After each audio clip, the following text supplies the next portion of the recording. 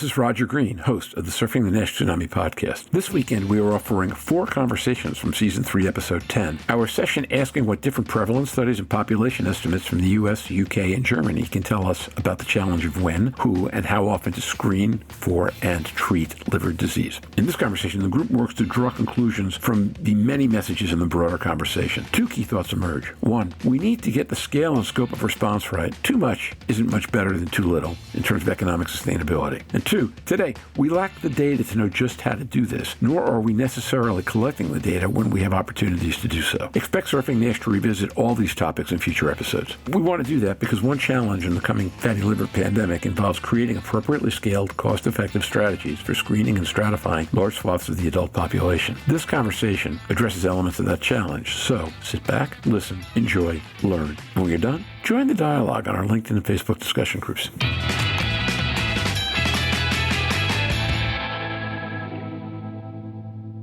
Louise Campbell.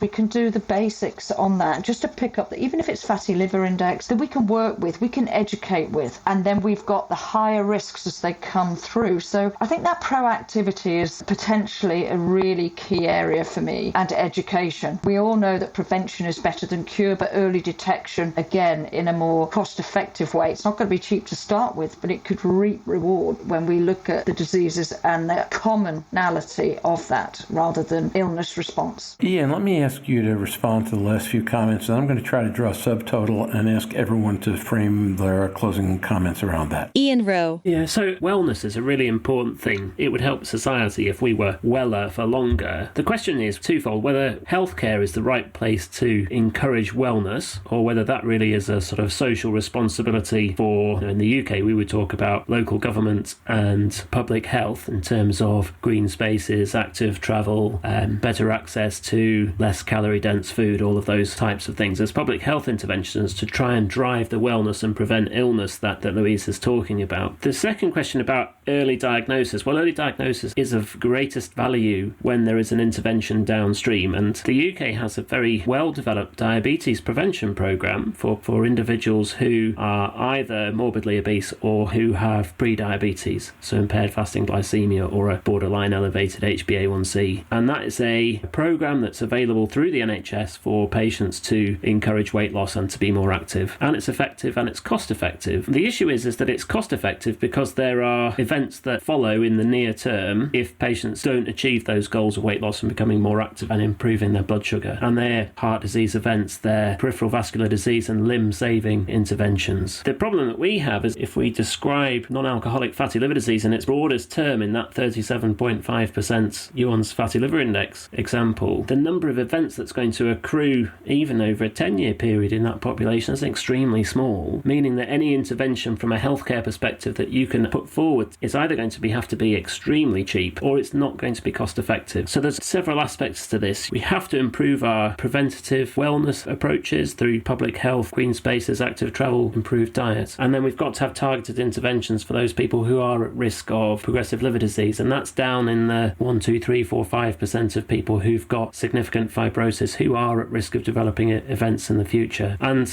I heard what you said, Wayne, about not waiting until it's too late. But the risk is that we end up, focusing on the wrong proportion. If we try and focus on everybody, then we may not be able to achieve a great deal from a healthcare perspective. And that's where I guess my focus is. But understanding that it's got to be whole system change that will enable us to live better, weller for longer. So, Ian, I'm going to let that be the straw statement that Wayne, Louise, and I respond to as closing statement instead of the one I was about to make, because it's not the statement I was about to make, but it brings up a lot of the same issues from a different perspective. Whichever one of you two would like to go first, just in closing, what you agree with and maybe don't agree with in Ian's statement, and given that statement, that the numbers are, I think, accurate, what courses of action would you like to see us taking, us as a societies, now, given that we're talking about numbers that have a lot of people at the top of the funnel, relatively small percentage of people many years later at the bottom of the funnel, but on the way through the funnel, lots of bad stuff happens. Very technical way of putting it,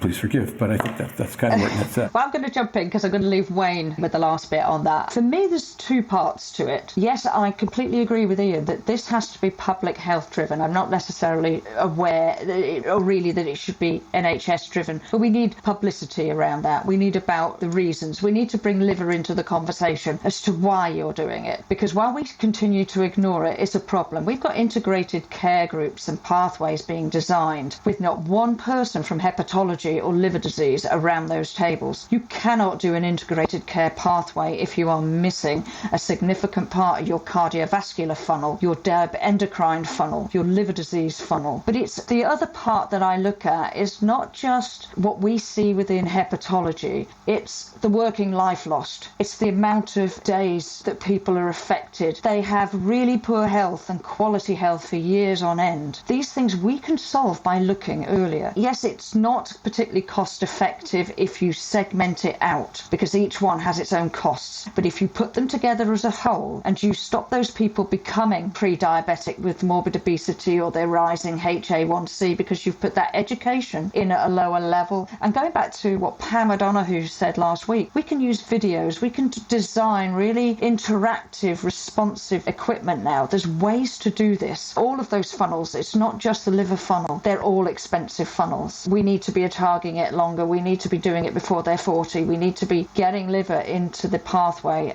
everywhere. We need to raise its awareness. They said last week we need to make liver sexy. We do. How do we do that? I don't know, but it needs to be part of the conversation in everywhere. Wayne, your floor. Wayne Eskridge. Exactly right. I mean, we have to do it in a prudent, cost-effective way, but what that means is that we have to measure things. And what I would suggest is that FIB4 should be tracked lifelong, and people should understand what that means as they go through their life. That is a thing that Jorn and various people have shown has really good cutoffs. And as a person, if you can see a car wreck coming, you're more likely to do something about it. And FIB4 offers us that opportunity within liver space. But more broadly, is in line with Louise's comments, an F1 NASH is more hazardous than diabetes. And F2 NASH is more hazardous than smoking. And we care very much about diabetes and smoking, and we fuss with them all the time.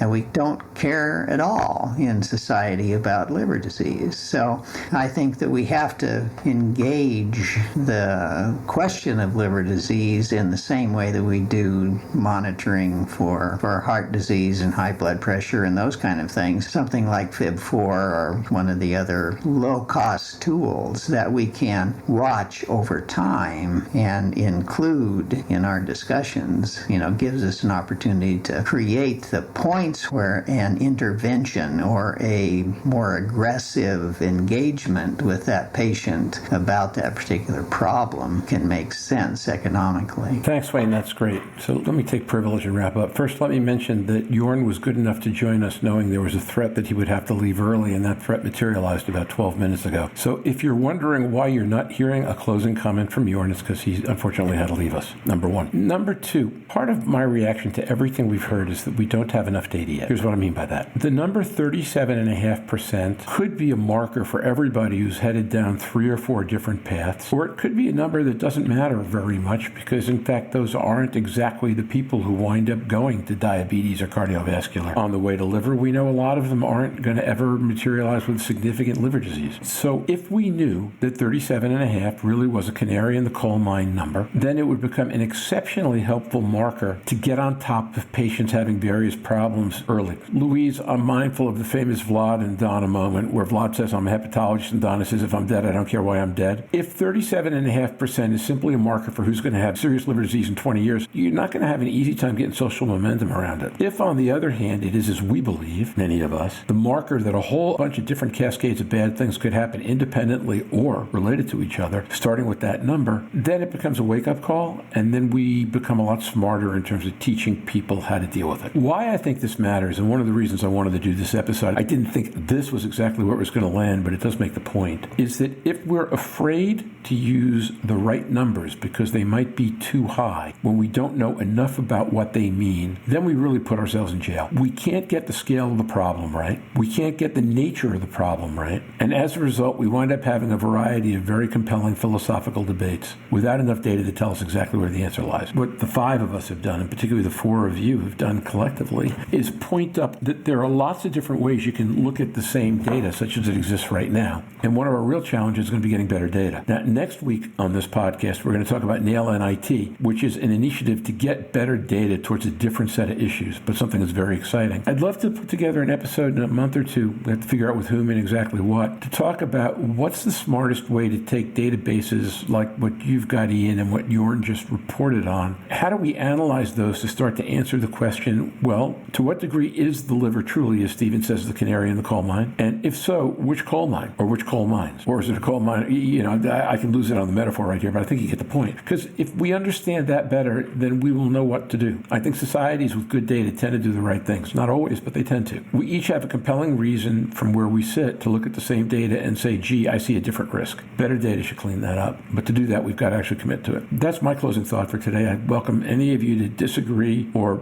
say something you were thinking of while I was talking about that came up, or if not, we can just sign off and go home. I'm just going to look at you guys. You tell me. If I'm going to be cynical on what you've said, but for insurers, Wayne said earlier, you get the society that we pay for. And I suppose if you're an insurer, if you're in pharma, you want people to live longer because you get an insurance premium. That's the cynic in me. That's why pharma need to get involved. That's why everybody needs to get involved. You want people to live longer, healthier lives from everybody's perspective, even the cynical side. I haven't thought about that, but what else does anyone else have to say first? And I was really going to agree with you, Roger, about the need for better data, because the better the data, the greater the clarity on the value that the testing approaches will bring. Because if your test and the subsequent intervention is tied to improvements not only in liver health but reductions in cardiovascular morbidity or diabetes complications or whatever, then that changes the value of the testing, and that will really help with, we often lose sight of that NAFLD and NASH is still a relatively young disease. Stephen talks perhaps about it coming through its adolescence, but there's a lot that we still don't know. The closer that we get to interventions, the better an idea we're going to need to have about its impact both on liver disease and outside, so that we can understand where its true value is. The great challenge that you propose, of course, is that doing this in an intelligent way as a society, when we have a lot of competing interests for a limited pool of money, is the hard thing, because we struggle to allocate the resources. There are people or organizations or industries that have a far better grasp of the flow of funds, and they don't share them well in a lot of cases. So the patient, I think, is represented often the least in some of these conversations. So I don't know how we solve that in particular. Oh, the impossible just takes longer, and I don't say that facetiously, and I totally agree with you. Look, the study that closed the books on cholesterol was a study that cost $150 million spent by the U.S. government in the mid-1980s. I don't know what that translates into today, but it's a ginormous number, and you couldn't get the U.S. government to spend that money today. And therefore, you're not going to get a study that's that unself-interested, which isn't a word even, but it's the best I can do off the top of my head right now. Louise, there's an apocryphal story told about the 1980s or 90s, I forget which one, must have been the 90s, could have been the 80s, 1990s, the government of an Eastern European country going to a large tobacco manufacturer and telling them that they were going to tax the stuffing out of them because of all the healthcare costs that they were bringing to society. And the tobacco manufacturer came back to the country with a bill saying, here's what you owe me, because by having people die in their 50s of lung cancer, here's how much money I'm saving you in the next 30 years of their lives. So I think this question of Too right. who wants whom to live longer and why may be a little bit more complicated when you get down to the dollars and cents than one would like to believe, because I want to believe that what you said is absolutely right, but I keep having that tobacco company in my mind and saying this is a tricky business. And now, back to Roger.